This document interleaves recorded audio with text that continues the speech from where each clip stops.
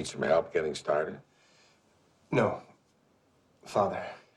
I'm ready. I have a wonderful wife. 2 of the sweetest daughters. I love my family. I don't understand. There's another woman. Now I understand. Every morning I tell myself I'm going to break off the affair. And then I see her again, and I just can't. I don't know what to do. I understand your turmoil, my son. Tim. My name's Tim. I won't leave my wife. But I just can't give up Rita. This Rita, does she love you? I don't know. And do you love her?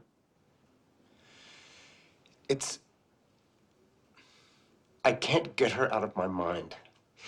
And if I see another guy so much as look at her, I get insanely jealous. That's not exactly love. Do you love your wife? Yes. I always have. All right. Suppose we start with a full confession. I can't. I'm not Catholic. I was, but I'm not anymore. Well, why didn't you come to me? I'm your son.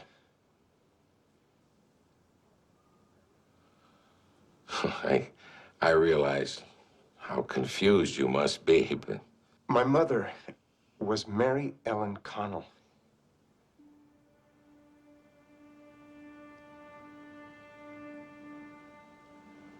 Mary Ellen. Oh, my God. I promised her I'd never tell you, never confront you. Oh, my God. Now I'm breaking my promise to my mother. I'm sorry, Father. I've made a terrible mistake coming to you. Wait! Come back! Tim.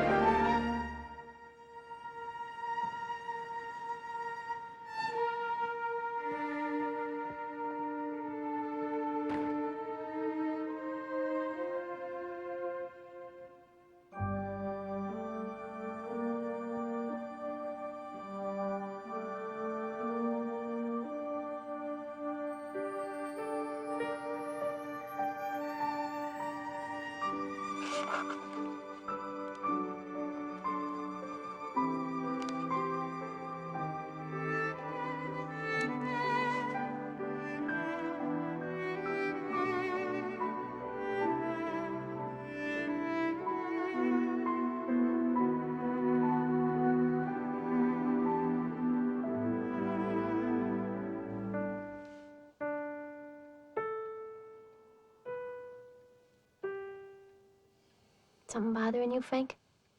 Oh, I'm just a little tired, that's all. You're twisting your ear. You only do that when you're really upset. You don't miss much, do you, Steve? Frank? What am I doing wrong, Frank? Well, what's the problem, Phil? Nobody takes me seriously. I prepared detailed financial reports for the bishop. His Excellency doesn't even read them. Only just yesterday, I was counseling a troubled youth. He fell asleep right in the middle of the session. Well, maybe he needed to sleep. Frank, you have never asked me once for my advice, my priestly counsel, or my professional opinion. Well, yes, that's true, Phil. But it's not because of lack of respect. I've just been waiting for something really important. The sort of problem that only you could help me think through. Really, Frank? Father Prostrate? Oh, I'm glad you're here. I need your help. Well, what a pleasant surprise, Marie. Anything, Marie, you name it, anything. Counseling, advice? Furnace filters. Furnace filters. They need changing and they're hard to get at. Don't worry, you won't have any trouble with your long, thin arms.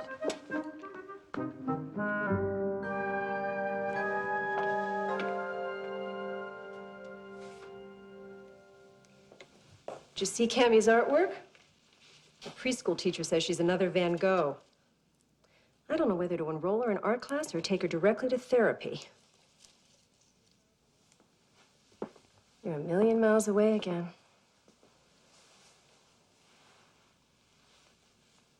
I'm reading. Tim, I know when something's bothering you. What's going on, baby? Nothing is going on. If you would just leave me alone.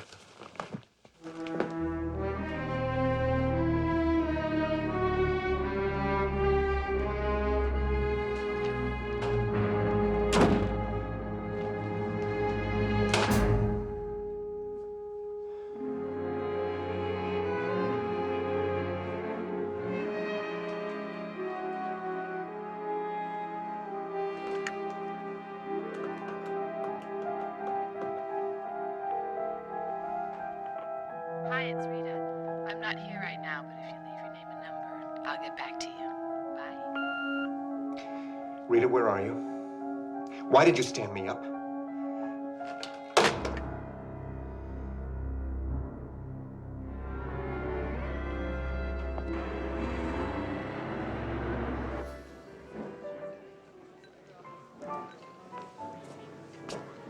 Why are you alone, Rita?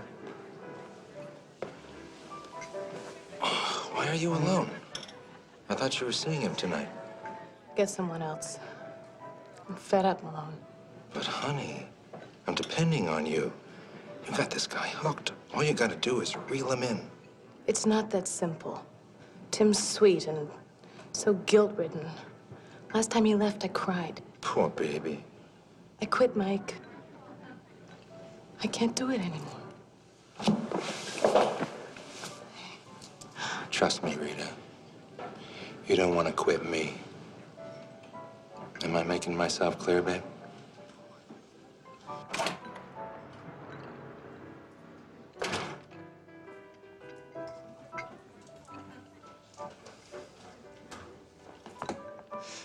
I knew there was someone else. Is this the guy who's been calling you? Tim, no! Keep your hands off her. Relax. Relax. Rita and I are old friends. Sit down. Let's have a drink. Tim, don't! Malone! Leave him alone. Stay out of this, Rita. Damn you, Malone. After you, tough guy.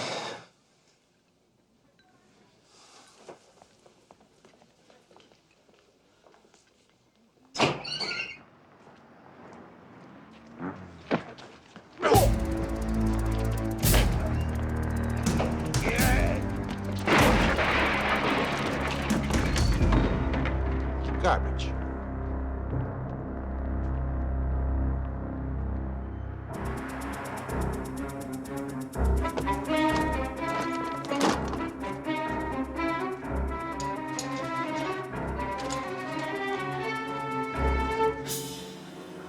Hello, lovely Rita.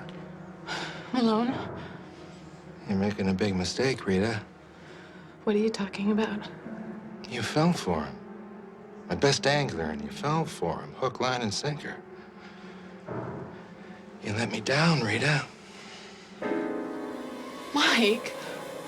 What are you crazy?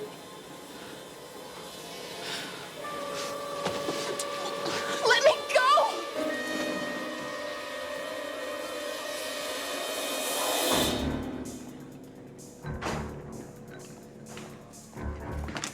Where's Rita? She left. Where'd she go? How do I know?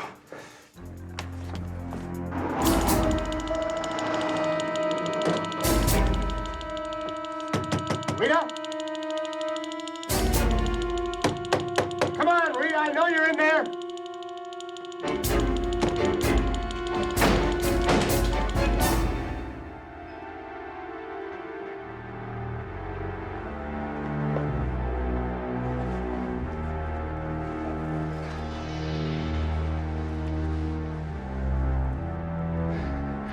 Oh my God.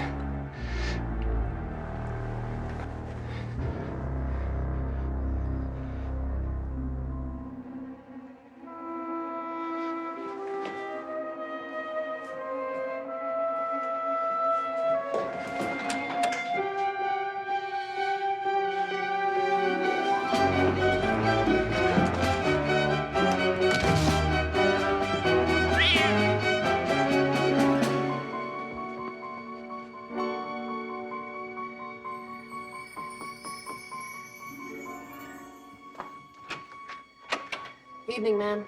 We are looking for Tim Connell. What's going on? We'd like to speak to Mr. Connell.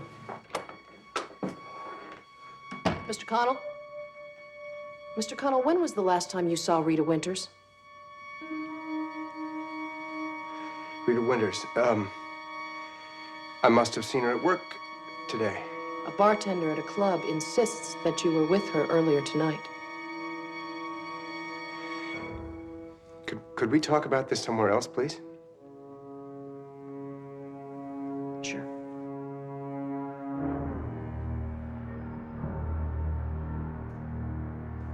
Might be a good time to change your story.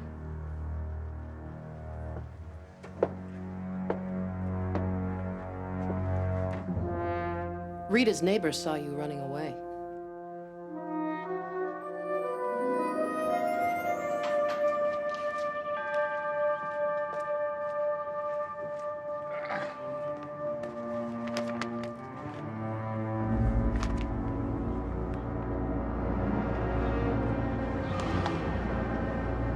God help him.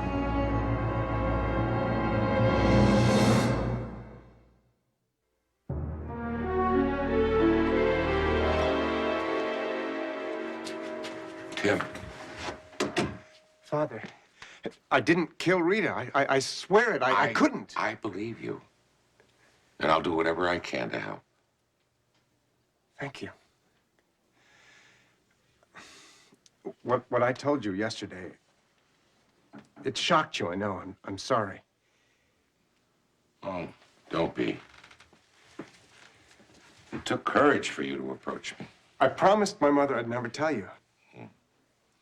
Coming to me was the right thing to do. How is your mother? She passed away 2 years ago.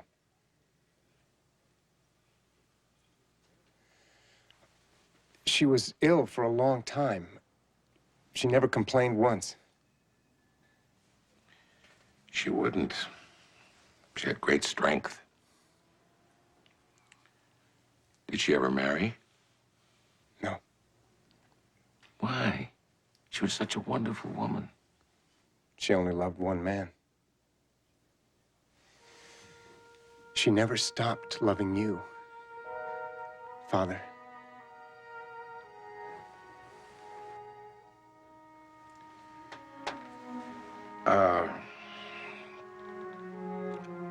Don't give up hope.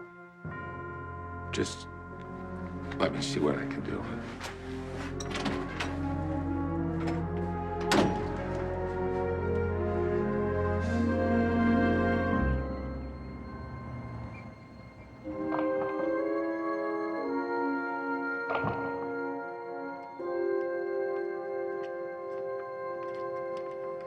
So what are you thinking, Frank? Women like Rita don't have affairs with men like Tim without expecting something in return. We need more information on Miss Winters. So you think this guy, Tim Connell, is innocent? Yes, I do. Okay, Frank. So what's up? I mean, I know this is an interesting case and everything, but the guy is not a member of the parish. In fact, he's not even Catholic. And you said yourself you hadn't met him until yesterday. A year before I entered the seminary, I fell in love with Mary Ellen Connell. We were both counselors for a parish youth group. Last thought I had in my mind was falling in love, but there we were. A young seminarian and a devout Catholic girl, deeply in love. Go on, Frank. Well, I decided not to enter the seminary, and I asked Mary Ellen to marry me. What'd she say? She said yes. We went away for a week. We couldn't be happier. But after we got back to Chicago, she changed her mind. She said I had a true vocation as a priest. She said she couldn't live with herself if she caused me to turn my back on God. I tried to persuade her that I could serve God as her husband, that we could both serve him. But once Mary Ellen made up her mind,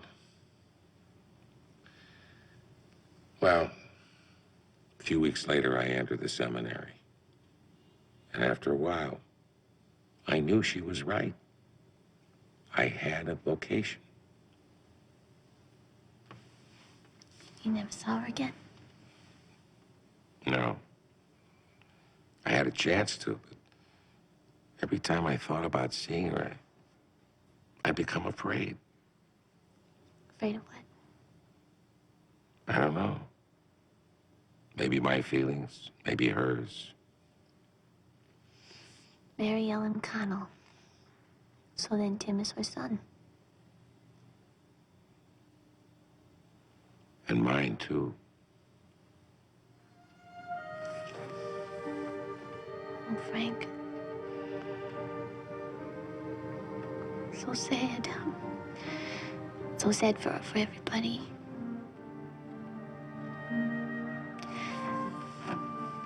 I'll help you. I'll help you any way I can, Frank. Thanks, Steve. That means a lot. I think we need a favor from Clancy.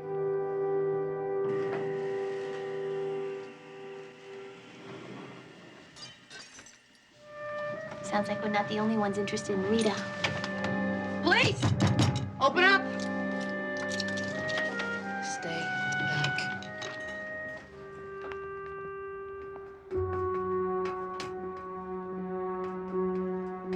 Window.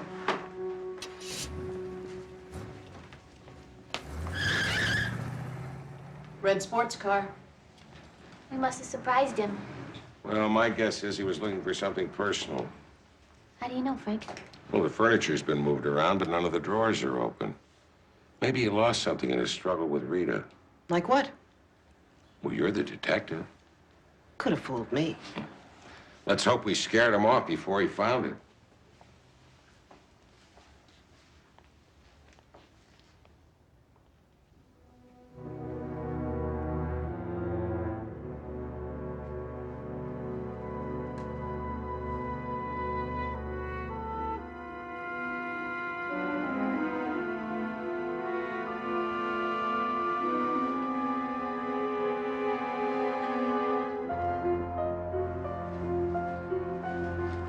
Hey, Frank. Look at this. I found it under the bed. Oh, a link to the murder. No pun intended. I don't know, Frank. That could have been under the bed for a couple of months. The cleaning woman.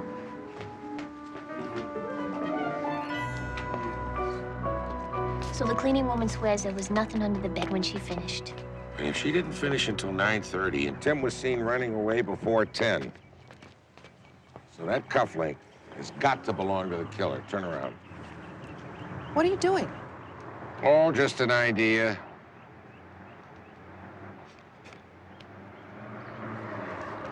Here, Clancy, you take this as evidence. It may turn out to be very important. Frank, leave this case alone. We already have Rita's killer. I don't think so. Why are you taking this so personally?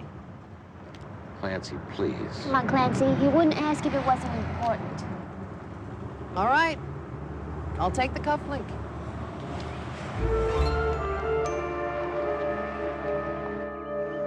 Making a copy of this cufflink will be a piece of cake. Did I hear someone say cake? Oh. Hello, I'm Father Prestwick. Who are you? This is Jimmy C. I'm an artist. I make jewelry. Oh. Are those real? No.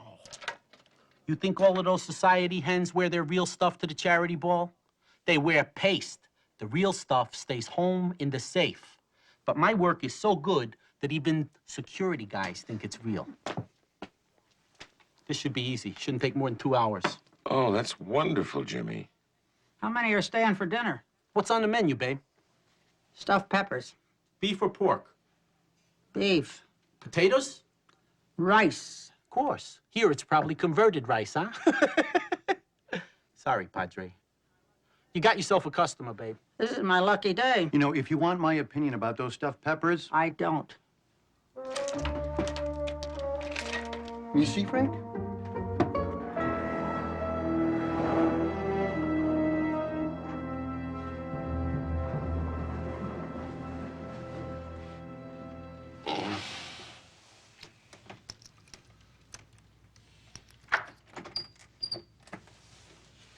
What do you know, Frank? It was open.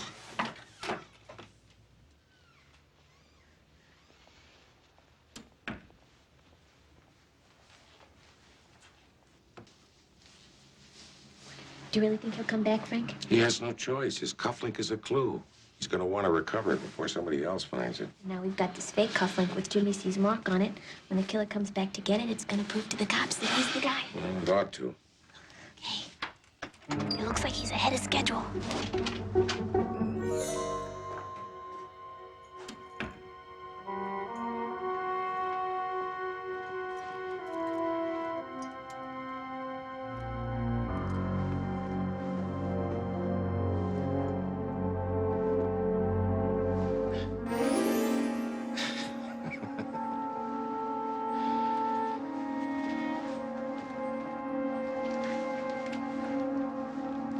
I think we found our man. Yeah, but who is he? We better find out before he gets away.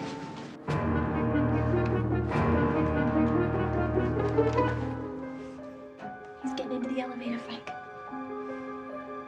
Come on. Come on, Frank.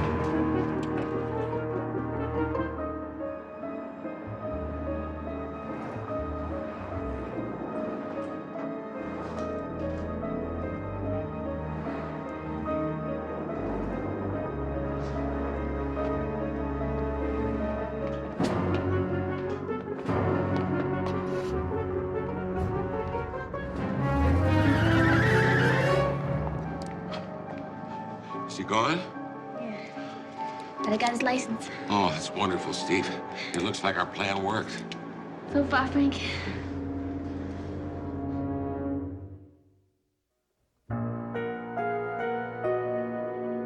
No, thanks a lot, Jerry. I appreciate it. Bye. So Jerry at the DMV traced the license plate back to a Bill Crawford. You got an address? Ta-da. Let's go.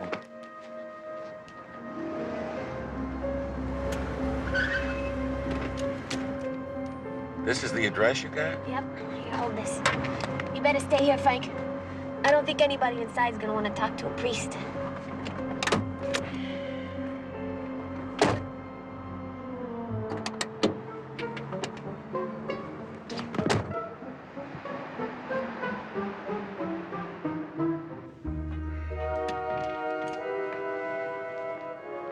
Excuse me. Hi. I'm looking for Bill Crawford. You hear about the job? What else? He's in the office, right through that door. Thanks. Through this door right here? Yeah, turn to your left, right down the hall. Thanks.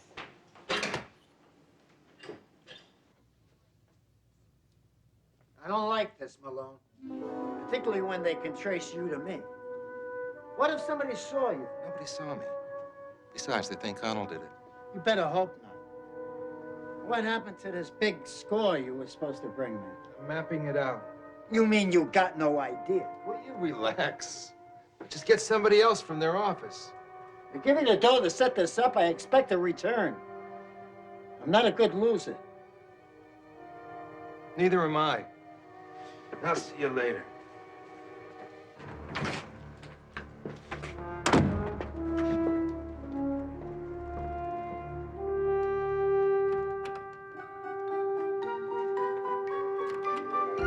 Can I help you, sweetheart? Oh, I was looking for Mr. Crawford. I'm Mr. Crawford. Oh, hi. I'm here about the job. Oh, yeah? Yeah. You ever bartend before? I'm the best. You call 'em, I mix 'em, no limits.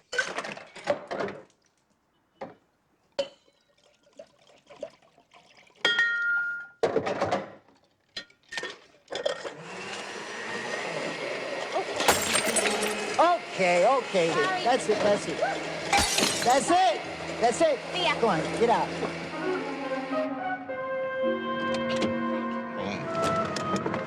The guy with the cufflinks is named Malone. Now, he and the guy who run this place are involved in this deal that had to do with Rita. Which means it involves Tim. I gotta talk to him.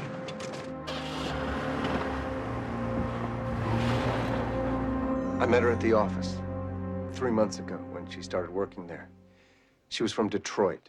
She'd been living at that residency hotel since she moved to Chicago 6 months ago. Do you have any friends or relatives in Chicago? Nobody that I know of. She never mentioned anyone outside the office. What office is that? Universal Management Services. I'm the chief accountant. She was a secretary. I don't know what else to tell you. Except that she was very interested in money. How so? She made it very clear that she was looking for a nicer lifestyle than I could ever provide for her. How could I have let this happen? What's wrong with me, Father? Tim. God has seen your remorse and has forgiven you. Now you have to forgive yourself.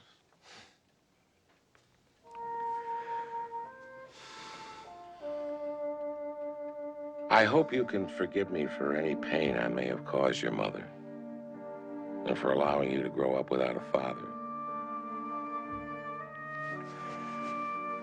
What would you have done if you'd known about me? I'd have married your mother and been the best father I could to you.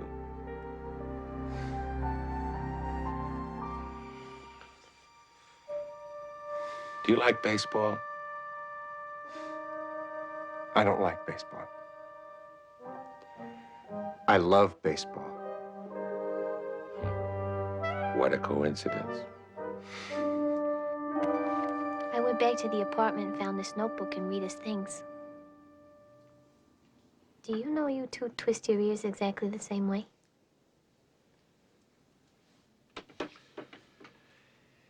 These are the names of some of our firm's top clients. In other words, very wealthy. Very. They all have Swiss bank accounts set up through my office.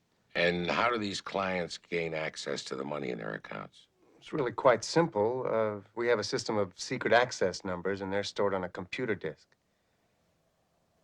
Where do you keep the disk? In a safe in the office.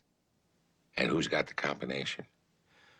The president of the firm, the senior VP, and of course I do. Hello.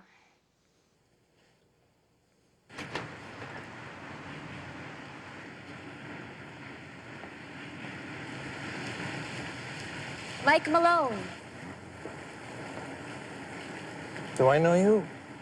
No. But Rita told me all about you. Rita and I, we didn't have any secrets, you know. Rita had a big mouth. Fortunately for us. You know that little business deal that you and she didn't finish? I can finish it for you. Yeah? How? I work with the senior VP very closely. You might even say that we have a relationship, you know. I can get anything I want from him. Anything we want. You know what I think, little girl? I think you're bluffing. You don't have any idea what you're talking about. Rita never confided in you. My mistake. I thought you were interested in the computer disk with the Swiss account access codes.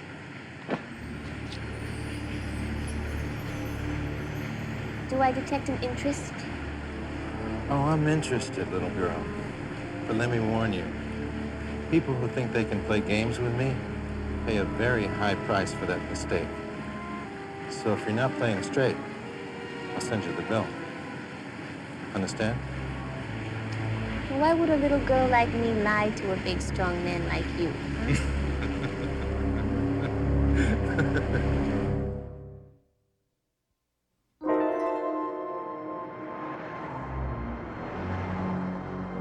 Thank you very much.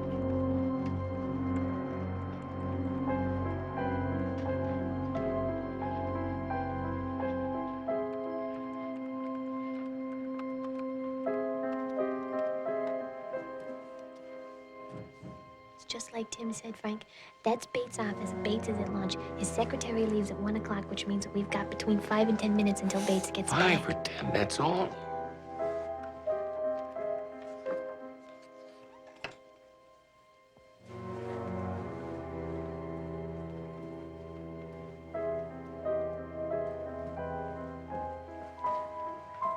She doesn't waste any time, does she?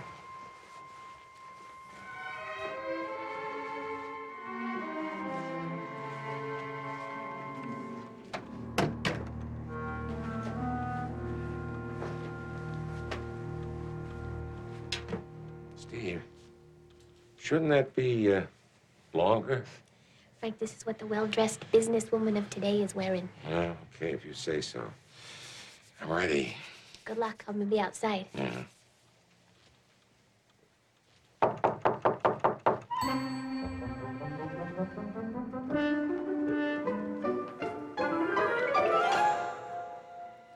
Come in.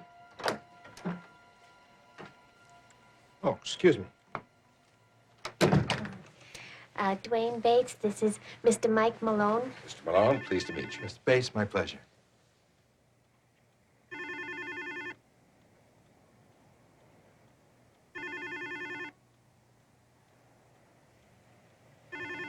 I think you should get that. Okay, Frank. Lee. Frank Lee. I don't know who would be calling at lunchtime. Why don't you answer and find out? Hello? Hello? Hello? Mr. Bates is in a meeting. No, I can't take a message right now. I'm sorry. Can you call back? Thank you.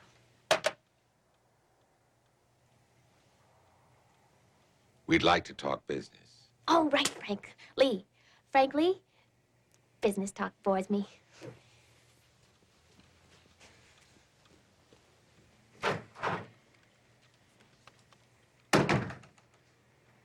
Obvious you didn't hire her for her clerical skills. You know, you don't look like the dishonest type to me, Mr. Bates. I'm retiring, Mr. Malone. I've broken my back for this company. And how do you think they're rewarding me? Gold watch? Gold-plated. I feel I'm entitled to a more rewarding bonus, and I aim to get it. Well, I imagine your side venture with the little skirt out there isn't cheap. Well, then you understand the situation. Sure. You want the girl, the gold watch, and everything. Let's talk figures, Mr. Malone.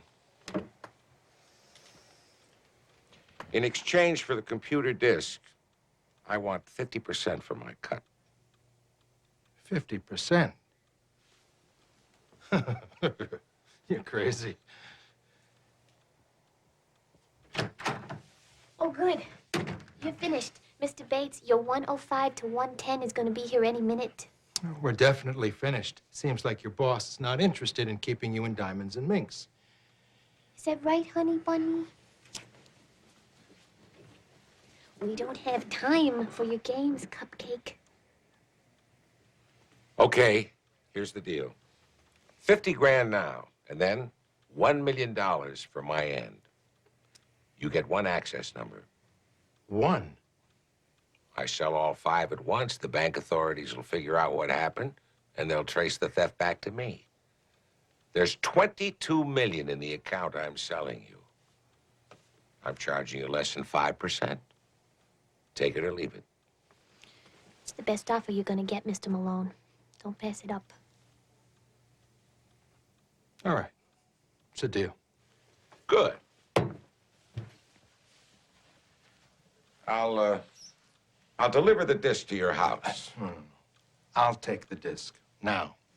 No, the disc is in a vault. The vault's on a timer, and the timer doesn't go off till tomorrow morning around 6 a.m. All right. You get the disc. You take it to the southwest corner of Grace and Halstead at 7 a.m., and you wait for my call. I'll be there. 7 o'clock. We're in business. Get out of here, Frank.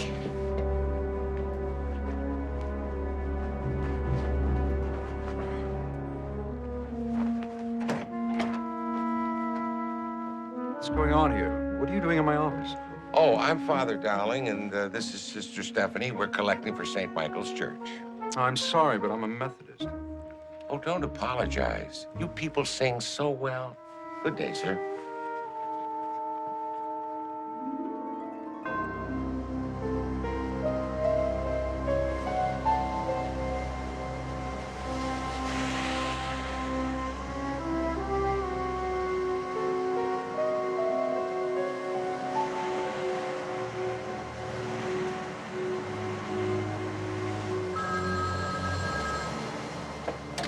Yes. Do you have the disc?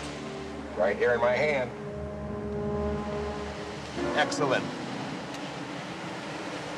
This is a double cross. Just plain business, nothing personal.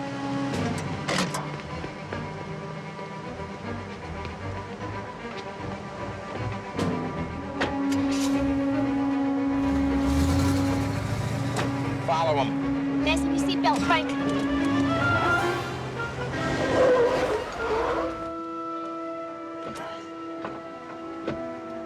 Nuts. What time does this place open? Not for another half an hour. Think Malone's gonna call? Trust me. When he discovers that that disc is an attack by the nuclear nerds video game, he'll call. It's a good thing Tim had his key. Yeah, you got the alarm code? You got 25 seconds before the alarm goes off. I can't tell if this last number's a 7 or a 9, Well, Frank. you better decide. Heads at 7, tails is 9.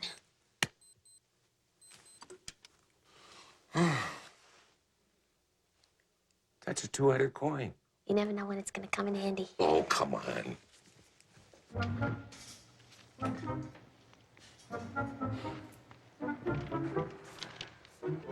Seems we don't trust each other. I've got the real disc, and this time it's my deal. You own the cards. Name it. There's a retirement dinner for me tonight at 6:30 in the grand ballroom of the Lakeshore Hotel. I doubt if you try anything in a crowded room. And bring cash. Deal. It's black tie. You want to blend in. 6:30. I'll be there. You'll be there. Father Dowling, sister, how did you get in here? Why, through the front door. How did you get in here? The door's supposed to be locked. Well, is that any way to run a business? No wonder you don't have any customers. We're not even open yet. Well, I'm not surprised. Look, if I make a donation to St. Michael's, will you leave me alone? Oh, that's very generous of you, but I can't take your money. You're not even Catholic. I'll convert. If you'll just leave me alone. Bless you. Come, sister. After you, Father?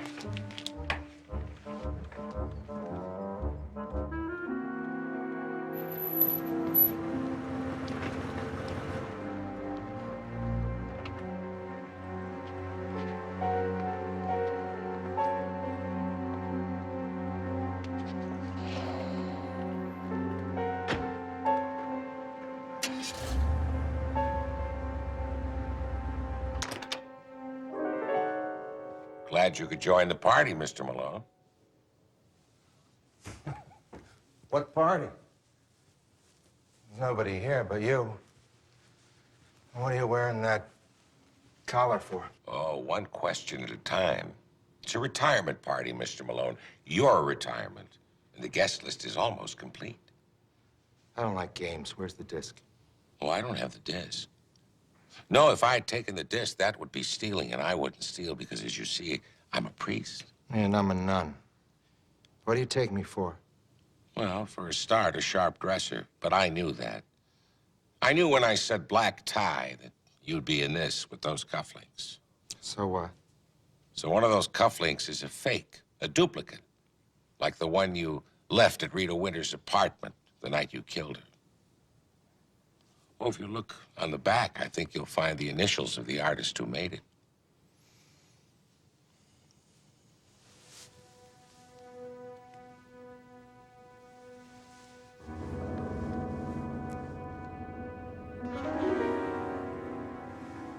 Where's the cufflink? Oh, never fear, it's in a safe place. Where's the cufflink? Drop it, Malone!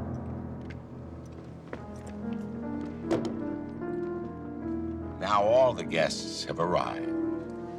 The party's over.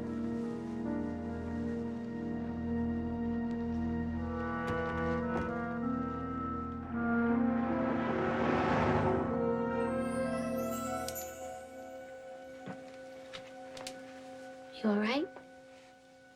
No. I did a terrible thing, Steve. I abandoned Mary Ellen. I abandoned our son. Frank, you didn't even know that Tim existed. And Mary Ellen begged you to go. Deep down, I must have known that she was hiding something. I never called, I never wrote, because I was afraid to find out what it was. Father Dowling, you have to stop this. You have nothing to feel guilty about. You don't. You were forgiven for your affair a long time ago. And since you didn't know that you had a son, you haven't committed any sin. I know, but it feels like a sin.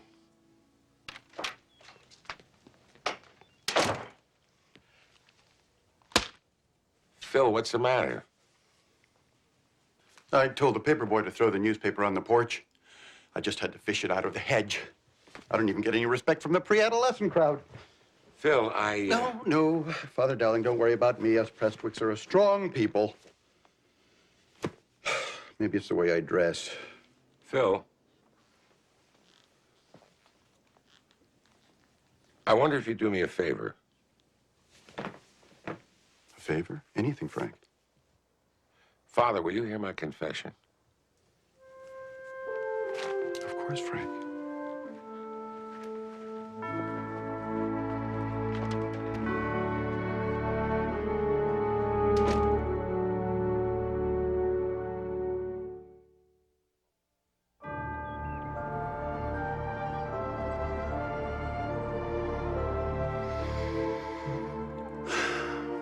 Go in peace.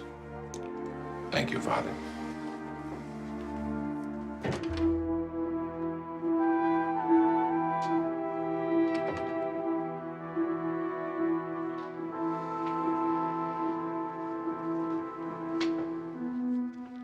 I want to thank you for what you did. It's the least I could do. Susan wants to give us another chance. After the way I hurt her, I'm grateful. God gives us all a second chance. Now your life is moving forward. We're moving back to Baltimore. It's where we were the happiest. And we're going to see a marriage counselor. Thank God. I have faith that counseling and loving hearts will preserve your marriage. You know, all the time I was growing up, I considered myself lucky. Even though I had no father, I did have the best mother anyone could ask for. And now, looks like I did pretty well in the father department, too.